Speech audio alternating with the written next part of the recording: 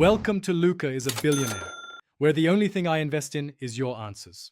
You start by confirming power and connectivity so the phone won't interrupt scanning. Once done, unlock the Oppo and swipe down from the top to reveal quick settings. This saves time versus hunting in menus.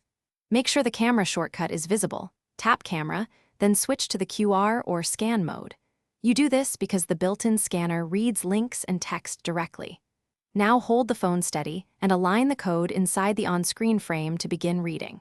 You should center the QR code in the camera frame and keep about 10 to 20 centimeters distance so autofocus works reliably. Once the scanner detects the code, it will show a preview or a notification. If it doesn't, tap the screen to focus or toggle flashlight for low light. After detection, choose what you want to do with the result. Open the URL, copy the text, or save contact info. This step ensures you control where the scanner sends you and why. You finish by confirming the scanner's suggested action and then return to the camera to keep scanning or check history in the scanner UI. If scanning fails, first clean the lens and increase lighting, then move the phone slightly closer or farther until the code focuses.